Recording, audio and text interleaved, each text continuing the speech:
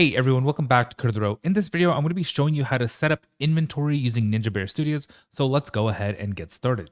All we have to do is go over to Edit and then Plugins. Let's look for Ninja Inventory. Make sure this is enabled and go ahead and restart if it asks you to do so. So in my content folder, I'm going to go ahead and organize this by right-clicking, create a new folder, and I'll just call this Inventory and go ahead and get into it. So first of all, players will have their inventory manager in the player state, and other pawns and actors will have it in their actual classes. Having it in the player state allows us to pretty much just have it be replicated. So if I drop an item, then let's say player 2, player 3, they can also pick it up. Or if I access a treasure chest, then players 2 and 3 can also access that treasure chest, insert and take out items as needed. And any actor that does have an inventory manager has to implement the inventory system interface, kind of like how we've been implementing interfaces throughout all the other plugins.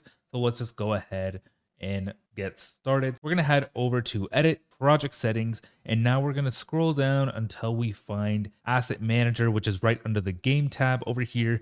And what I want to do is just add a new entry to the primary data asset type to scan. So over here, we have the primary asset types to scan. Go ahead and click on this plus sign, and this is going to be my index 4, and I'm going to set it to the primary asset data type will be the inventory container data, and the asset base class is going to be the Ninja Inventory Container Data Asset. And I'm going to go ahead and add a directory so it knows where to access this information from. And I'm just going to set that to my inventory folder like so, because I'll be putting all my data assets in that folder itself. And these item data assets are going to be the primary representation of an item, which are going to be defined by aggregation using fragments. So it may sound a little complicated, but it actually is a lot easier than expected. So another thing I need to do here is just go ahead and add another primary asset types to scan. Let's open this up.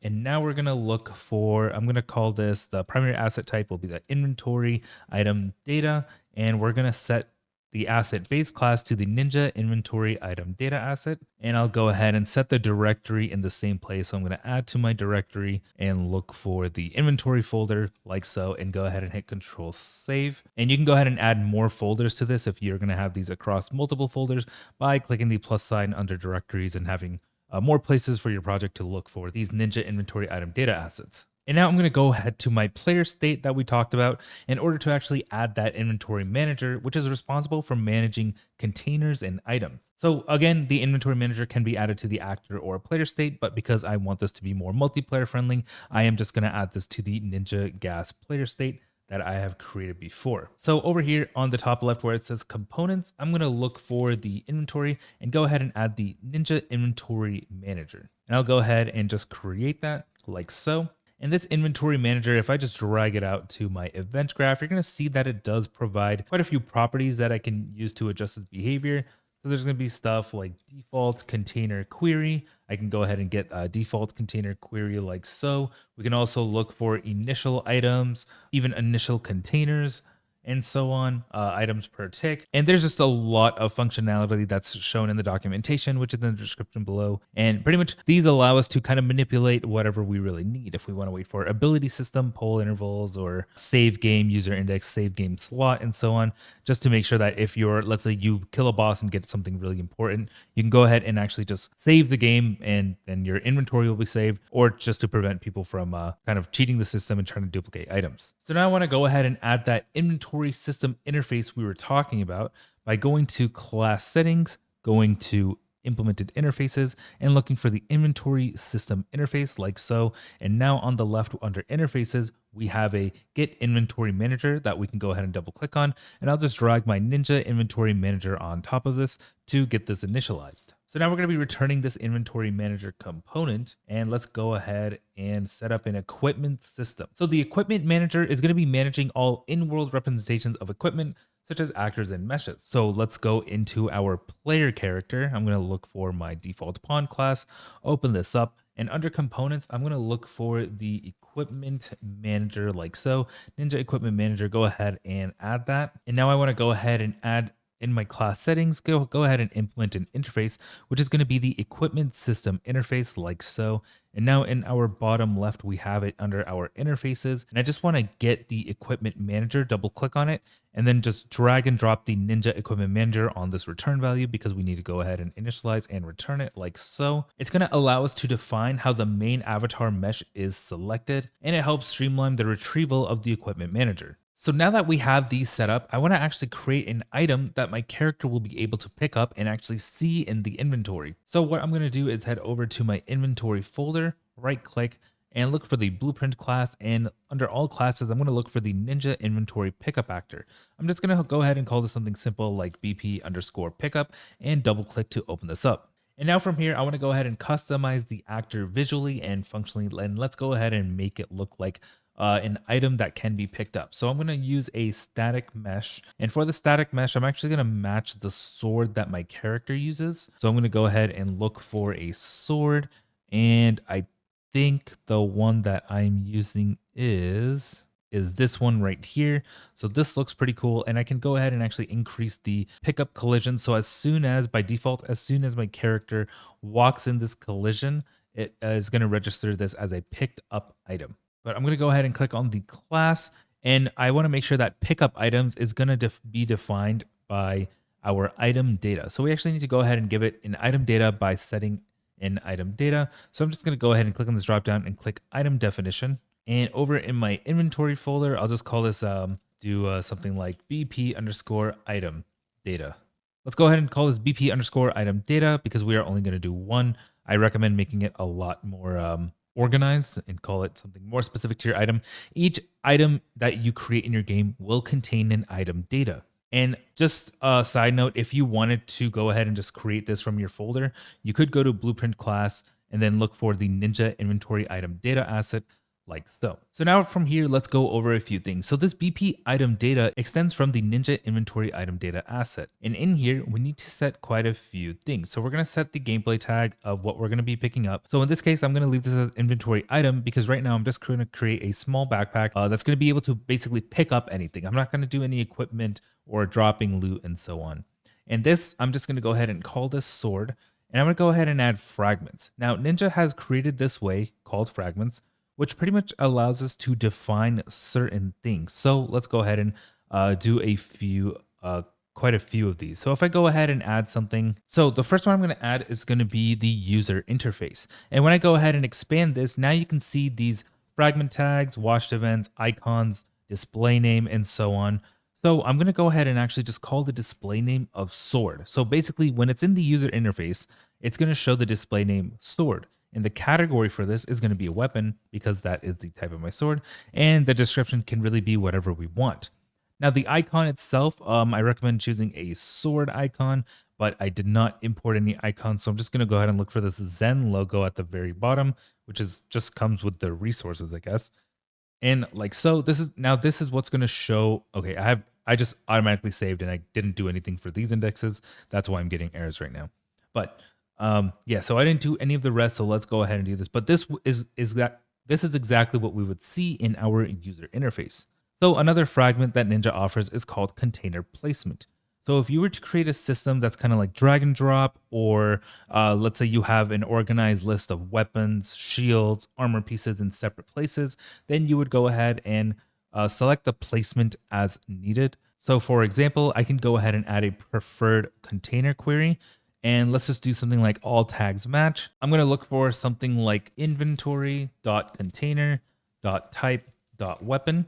And I'll select the gameplay tags to go ahead and create this. So now this sword itself is going to be tied to this inventory container tag. So for example, if I wanted a specific backpack or an equipped function where this would go to, then this would be the right place because of the tag that I'm going to be. And let's say our character can grab multiple of these items at a time. Then I would look for the fragment called stack and quantity. And these stack and quantities, I can pretty much just have a maximum quantity or a stack limit, for example. So in my bag, I can have 999 types of these and a stack of 1. So I would only have one sword at a time, but I can carry 999 if my backpack allows it. But I'll go ahead and change this to something like 5, and then stack limit will just be 1. And then I'll disable allow stack merge like so. which just allows us to merge into existing stacks. And do note that the fragment tag connected to this is the inventory.item.trait.stackable. And if you wanted like a level requirement, then you'd go ahead and add the level fragment. And these are pretty much just setting up our limitations on what we're going to be doing with our sword. And if you were to just, let's say, have a bunch of swords that are very common and anyone can use it, then yes, you could easily just go ahead and duplicate these after you finish the first base one, and then just change the user interface stuff, container placement if needed. And yeah, pretty much just easily kind of more of a modular design to easily just manipulate the variables in these as well. And let's say you wanted some durability on your weapon, maybe have it break or something, then yes, you can go ahead and add a durability fragment. And if you wanted, if you were to look for something like rarity, let's say you're making an MMO and you defeat a really big raid boss, then you can go ahead and actually have different qualities that are going to be defined by tags. And I'll go ahead and leave this as common. And then the quality text, we can just write common over here. And the quality color for common is usually like a light gray or white or something.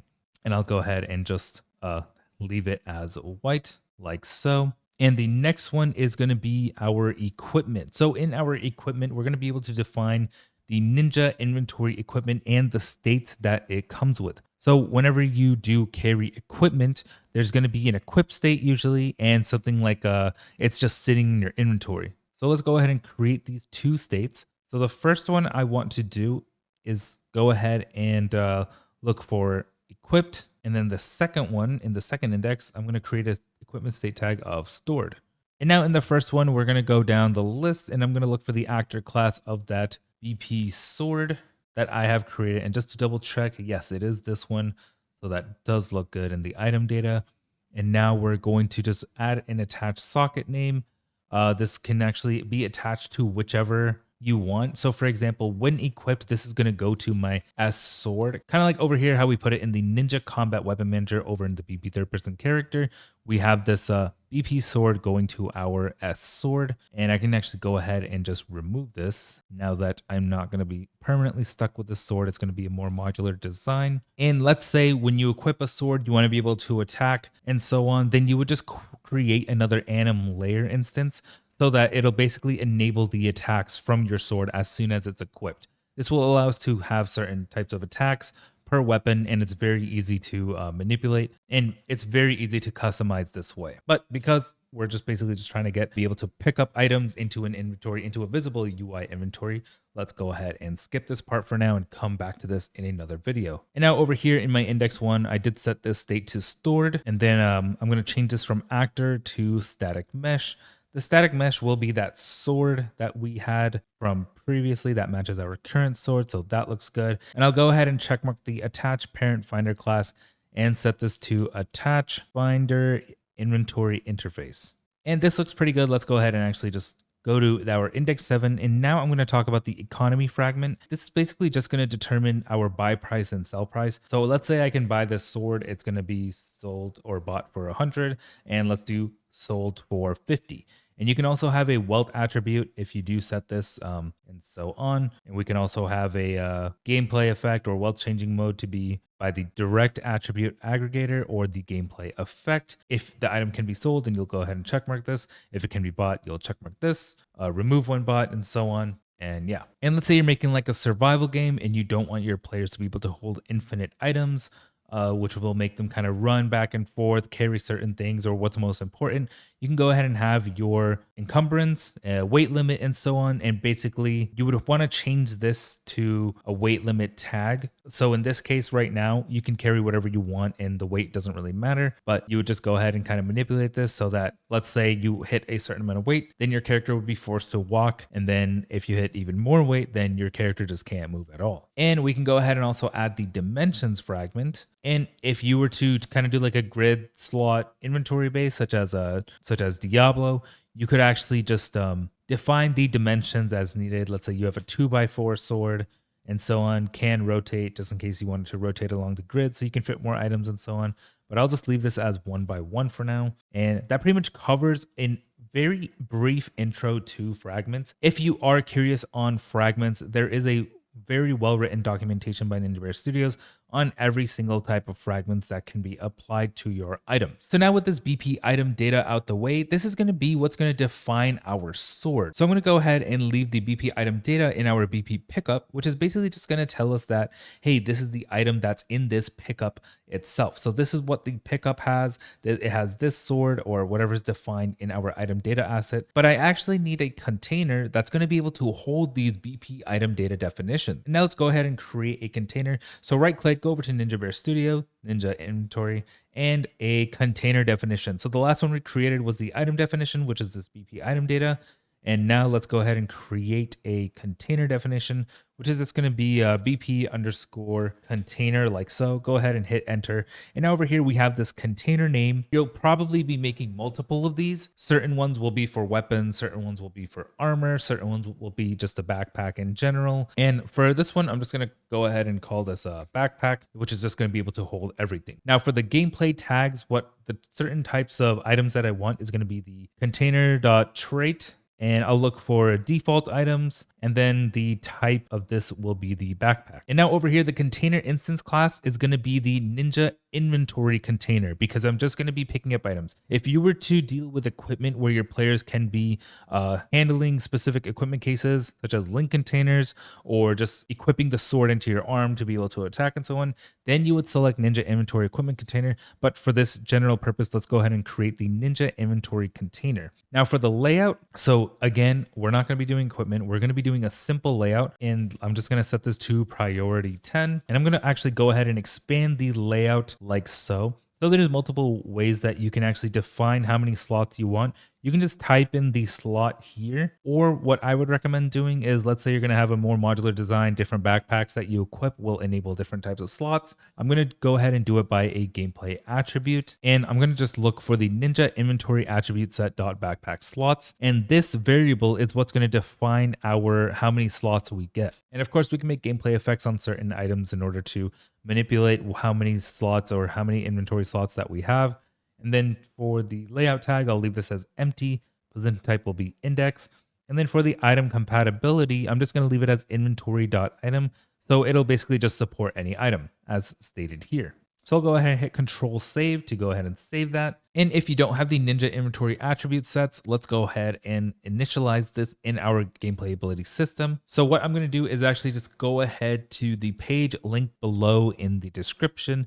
And I want to copy this at the very bottom of this page that says gameplay attributes under Ninja Inventory. I'm going to go ahead and copy this and actually open this in a JSON file. And now with this copy pasted, I'm going to go ahead and save to my desktop and go ahead and save it. And now I just want to go back to my folder. Let's go to my inventory folder, and I'm going to go ahead and drag and drop that in. And I'll go ahead and drag and drop the JSON in like so. And I'm going to make sure that the data table row type is going to be the attribute metadata. Let's go ahead and import it as a data table and go ahead and click apply. And it's already going to be called inventory attributes. And now I want to go ahead and open up my Ninja Gas. So I'm going to go to my Ninja Gas folder, go to my abilities underscore player, which is my Ninja Gas data asset. And under my default attributes, I'm going to go ahead and add another attribute set to this array and look for the Ninja Inventory attribute set and then set it to the inventory attribute that we have here. Now over here, basically in my BP container where I have this Ninja Inventory attribute set backpack slots, that is going to be defined by the backpack slots over here. So it says 12, and I'll just go ahead and change this to something like 6 for now. Go ahead and hit Control Save. And just like that, we now have 6 slots in our inventory because we are setting it as the tag over here, which matches our BP container and has the slot attribute over here. And now I want to actually create the widget blueprint that's going to enable me to actually open an inventory and see it visually. So I'm going to go back to my inventory folder, create another folder just to keep it a little organized. And I'll just go ahead and call this UI. Go into the UI folder. Let's right click, go to user interface, go to widget to blueprint. And I'll go ahead and just select user widget, call this WBP underscore item.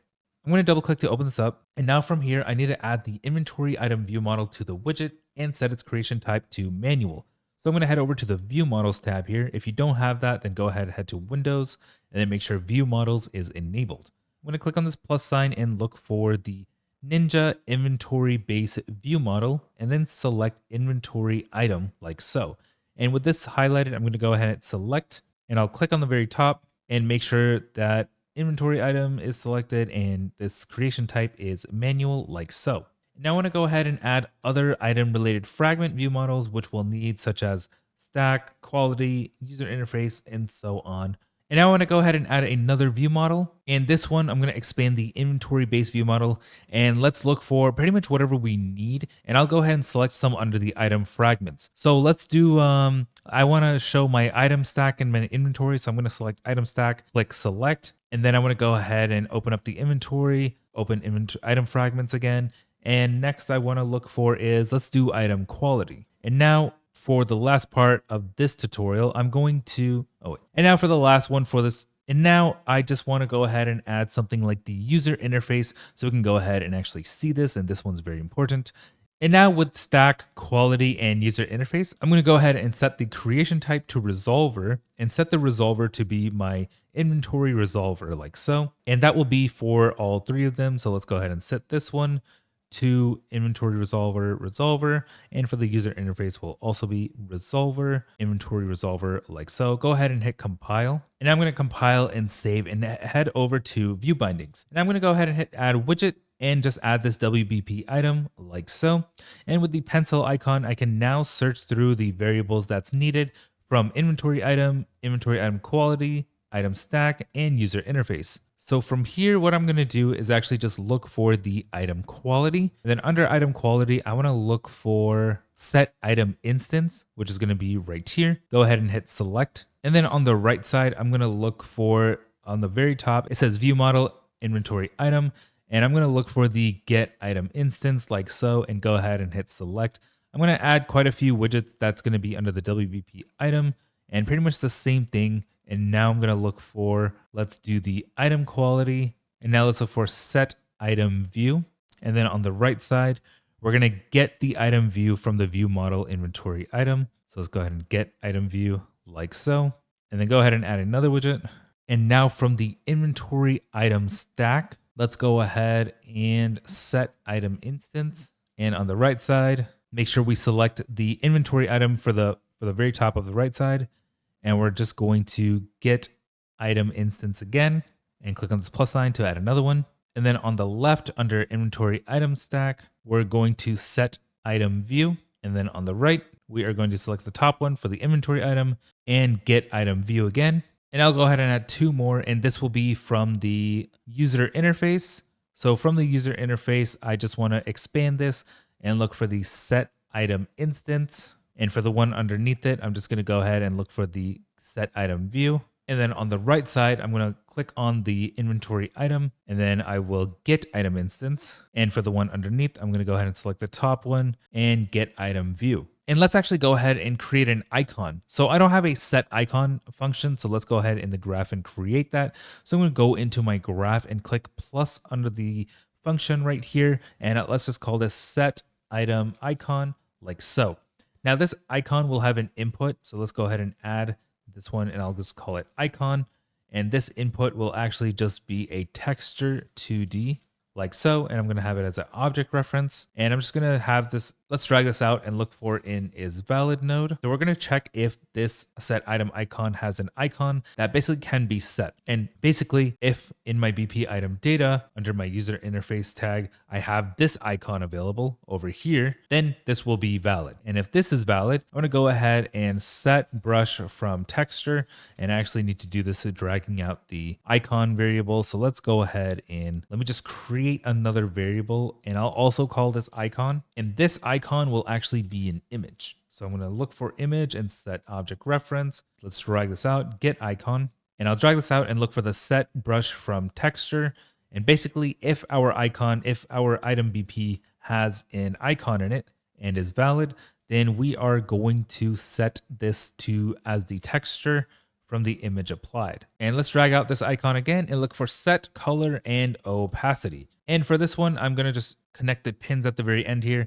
And I want this to be white all the way. So perfect one and FFFF, blah, blah, blah. And this is just so that the icon itself will be visible in our inventory. And if it's not valid, I'm just going to duplicate the set color and opacity here. If it's not visible, then I'm going to drag this pin from here to here. And the icon should have an alpha of 0, which is just going to make this transparent and not visible. And this is pretty good. So I'll go ahead and hit compile so that now it shows up in the designer. And in my designer, I'm going to go ahead and add another item under WBP item. And let's go ahead and click on this pencil icon. And now we have this icon here. And I'll just look for the set item icon, which is the function that we created. So it shows up over here. And this is pretty much just going to get our, in this case, the view model user interface. And this will just go ahead and set the icon like so. So I'll select icon and click select. And now we basically have our icon that we get from our items feeding into our user interface icon over here so that we can properly see it in our inventory. This is our widget blueprint item. So I need to actually create a little bit of space to show a little slot for my item. So let's go ahead and create this. So I'm just gonna go ahead to add a size box, just drag it on the top here, and I'll change from fill screen to desired on screen. And I'll just go ahead and add I'll add a width and height override of something like 256 by 256, and that's just because the icon I have over here, it says 256, so I'm guessing this is going to be a 256 by 256 logo, like so. I'll scroll in so we can see this a bit better. And now I'm going to go ahead and add a border under my size box. And under my border, I'm just going to add a background. And under my border, I'm going to add another border and just go ahead and call this one on the bottom background, like so. And for this background, let's change the brush color to something a bit more gray. So I'll just drag this down like so, a bit on the dark gray side. Now under my border, I'll go ahead and add an overlay. Or sorry, under my background, I'll add an overlay, and I'll just leave the padding as 0. And under this, I'll go ahead and add an image. And I want this image to be full screened, or basically cover the whole thing. So I'm going to select the fill horizontally and fill vertically. And then I basically want this to be transparent. So under color and opacity, I'm going to set the alpha all the way to 0. So we can see the background, and it'll only be filled if we have an icon available or an item available. And I'll go back to my graph real quick and actually just remove this icon variable that I had created. So I'll delete this, and just replace this with the image underscore 90 and just tag in those targets that I had set previously. Go ahead and compile and save, and I'll go ahead and change this name from image 90 back to icon like so. And now all I really need is a text. So I'll just look for common text, add this under my overlay, and I'll go ahead and call this something like stack text. And this is going to be just an example right now, but if you wanted to turn it into a variable by clicking this check mark, going to graph and creating a function that's going to set this text into an updated number. And we'll be going over that in another video. But for now, let's just go ahead and set this to 200. And I'll just make sure this is plugged to the bottom right by clicking right align horizontally and right bottom align vertically. Now from here, I'll go ahead and hit compile and save. And I'm going to reparent this from user widget to the Ninja Inventory Item widget. So in order to do that, I'll go to File, and then over here, there's a reparent blueprint. And I'm just going to look for the Ninja Inventory Item widget, like so. And let's go ahead and compile and save, and that looks good to me. And now after finishing up my widget blueprint of an item, I need to create a container widget that's going to hold these items as so. So I'll go back to my UI folder, right click, go to user interface, widget blueprint, and then I want to go ahead and select user widget and type in WBP underscore container. And now I want to go ahead and under view models, let's go ahead and add the inventory container view model. So under this dropdown, I'm going to select inventory container and go ahead and hit select. I'm going to set the creation type of this view model inventory container to resolver and select inventory resolver for the resolver as so. And now over in my widget graph, let me hit compile and save. So you can either set up the event construct like this, or you don't even need to do anything in the graph. You can actually just reparent the WBP container. So if you go over to file, reparent blueprint, and look for Ninja Inventory Container widget, then you can go back to your designer, click on the top level, and over here you'll have this inventory settings that you can just assign to your BP container like so. And go ahead and hit compile and save. And now I just need to design this to actually be able to show our items as needed. So I'm going to go ahead and set this to desired. And then from here, I'm just going to add a size box. And then under the size box, I'm going to add a border. And for the size box, I'm actually just going to do a width override. And let's do something like 1000, like so. And then for the border, I'm going to change this to, let's do a brush color of something more dark, a dark background like so. And I'm going to go ahead and set the horizontal alignment to the center, and I'll set this to 0 padding. And then I'm going to go ahead and add a vertical box under my border like so. And from here, I'm going to add some text. So I'm going to look for the common text, which is going to go in the vertical box. And then I also want to add a wrap box, which is what's going to be wrapping my items around in this box itself. I'm going to change the name of wrap box to item box, and the text of the text block is going to be tied to my container. Over here where it says text, I'm just going to name this to backpack. And down in my wrap box where it's item box, I'm going to go ahead and click on this plus add view model extension. And then for the entry widget class, I'm going to select that WBP item that we created earlier. And now we can see a few of these. So right now it says num designer preview entries is 3. And if I expand it, you can see it adding more items and so on. And it is a little weird because it's only showing 1, but I can go ahead and come back. But I can go ahead and just come back later and actually fix the UI of this. But for now, I'll just leave it as 3 as so. And then over in my view bindings, after I go ahead and hit compile and save, and we get this error because I didn't actually set the entry view model is going to be, so the view model for this is going to be that view model underscore inventory item. Go ahead and hit compile and save again. And now it's going to say no binding found from an array. So let's go ahead and actually set that up. So I'm going to go ahead and select the top where it says WBP Container. Go ahead and add the widget of that WBP Container like so.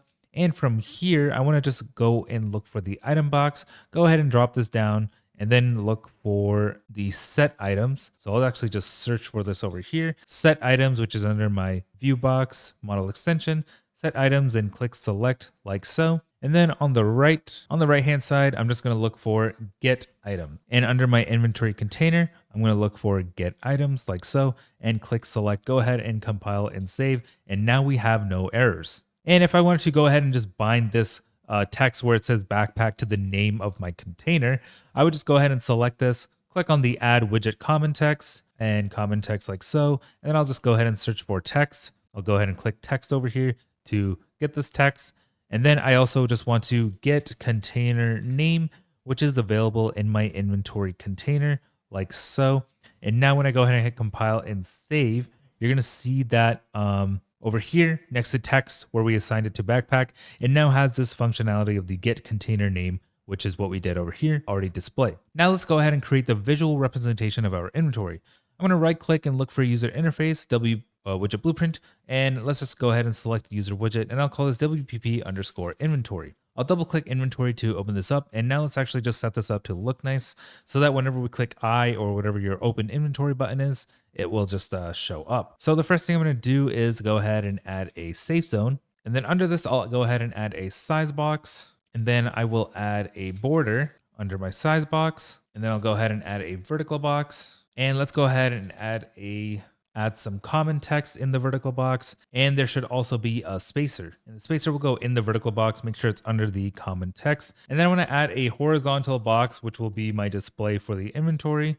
And the horizontal box will go in the vertical box. And then inside my horizontal box, I'm just going to look for that WBP underscore container and just drag this in. So now let's actually just orient this, or let's go ahead and just fix this up a bit to make it look nice. And I'll go ahead and click size box. I'm going to put this all the way to the right horizontally like so.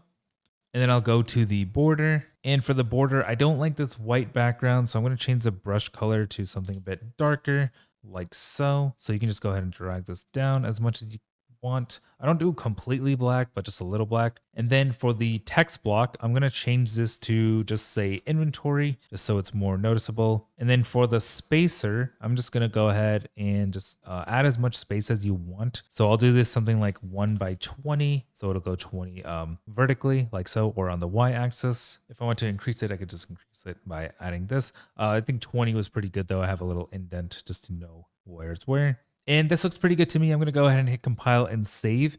Now I just need a way to tell my character in how to open this. So in order to do that, Ninja input comes with something where we can send HUD UI events using tags. And this is a very optimized way that I recommend everyone kind of follow along and get used to, especially if you have Ninja input. And let's open up our Ninja input folder. Let's go ahead and go to actions. I'm going to right click and create a new action. So input action. I'm going to call this IA underscore open inventory. Now I will go up to my IMC default. And over here, I want to add another mapping, which is going to be that input, that open inventory. And the open inventory for me will be the I key. So I'm going to go ahead and click on this keyboard and click I, change the trigger to pressed like so. I'm not sure why other ones keep opening up when I do this. And you'll see right now, I have no tags and no way for me to add a player mappable key settings. We actually need to go ahead and enable that in our project settings. So let's go ahead and go to edit, go to project settings, navigate to engine, and under engine, let's look for enhance input. And now I'm going to expand the user settings and check mark next to this enable user settings like so. I'm going to go ahead and click on this drop down next to user settings class and select Ninja input user settings. And then I'm going to click the drop down next to default player mappable key profile will be the Ninja input player mappable key profile. And then for the input settings save slot name, I'm going to go ahead and leave this as so. And now when I go back to my IMC default, under setting behavior, I'm just going to go ahead and click override settings. And under where it says player mappable key settings, I'm going to look for the Ninja input player mappable key settings and expand the dropdown. And for the name, I'm just going to call this something like open inventory. And then I'm going to look for an input filter. And this is going to be the keyboard and mouse because right now I am using keyboard and mouse. And the display name, I'll just set this to open inventory, and this can pretty much be what you need it to. And I'll just set the display category to actions, tooltip. I'll just kind of type in whatever. And now once these are set, I can go ahead and actually save this. I just need to go over to my Ninja input system and assign a HUD event over there. So let's go back to where my Ninja inputs are. So I'm going to look for is underscore gameplay, and I'm going to go ahead and add another input handler. And for this one, I'm going to select something that says HUD send UI event. And I'm going to go ahead and expand these. And the event tag for this is going to be something like, let's do UI action. And then I'll expand this, and I don't have an inventory, so I'm going to go ahead and add that. So I'm going to look for UI.action.inventory like so. And the source will be the gameplay tags.ini. Click add, and then I'll go ahead and check this. And now under input actions, I'll go ahead and click on this plus sign and add the open inventory input action that we just created over here. And for the trigger events, I'm just going to leave it as triggered. Now, all I need to do is just call this UI.action.inventory from, let's say, a BP HUD in order to open the inventory. So now I'm going to go back to my game, go over to my inventory folder. I'm going to right click and let's create a HUD. So I'm going to click on the blueprint class and create a brand new HUD over here. And then I'll just call this BP underscore HUD and double click to open this up. And now from here, I'm going to go over to my class settings, and under my implemented interfaces, I'm going to look for the HUD event dispatcher interface. And this is going to allow us to basically dispatch our HUD events that we created in our gameplay and call a certain action defined by the tag UI action inventory as stated here. So let's go ahead and go into the event graph, hit compile and save, go to the event graph, and let's do on begin play. I'm just going to go ahead and create a widget, and this will be that inventory widget like so. And the owning player will be the player owner. So I'm going to grab the player owner like so. And then I'm just going to set this or promote this to a variable, and I'll just call the variable inventory. And that's it. So basically when the game starts, we're going to be having an inventory. And now what I want to do is let's go ahead and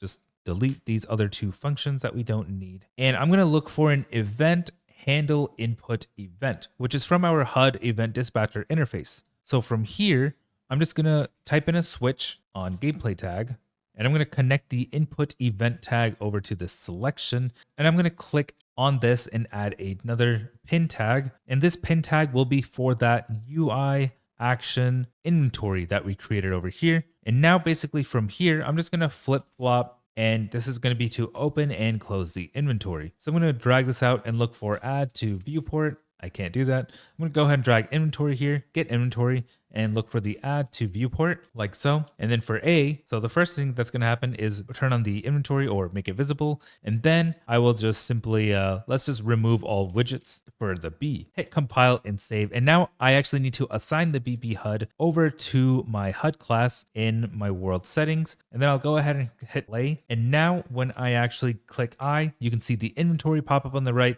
When I click I again, it disappears. Open, close, and looks very nice. And now from here, all I need to do is head over to my BP Ninja Gas player state. And when I select the Ninja Inventory Manager, I want to go ahead and make sure that under Inventory Manager, we have our initial container assigned to that BP container. If you want to start with any items and have your player start with, for example, a few potions and some weapons to start off with, you would go ahead and add these under initial items, like so, by expanding this. And I can add my BP item data to give it that sword that we created this for. And let's actually drag that BP item here so we have something to pick up. And over in my WBP inventory, when I click WBP Container, I want to make sure that under inventory settings, we have the BP Container also assigned here. When I go ahead and hit compile and save and click play and then open up my inventory, you'll see that the item is showing in my inventory like so.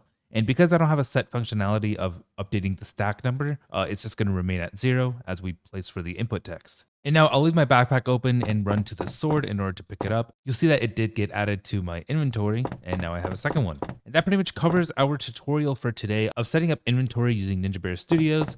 And just to let you know, this is a pretty detailed explanation, but if you have this base set already done in your project, then adding other things like equipment containers, being able to drop and equip and so on, will be a lot easier with this base setup. Thanks for watching, Code Rope. Like, subscribe, comment below what you want to see next. I'll see you in the next video. Thanks for watching.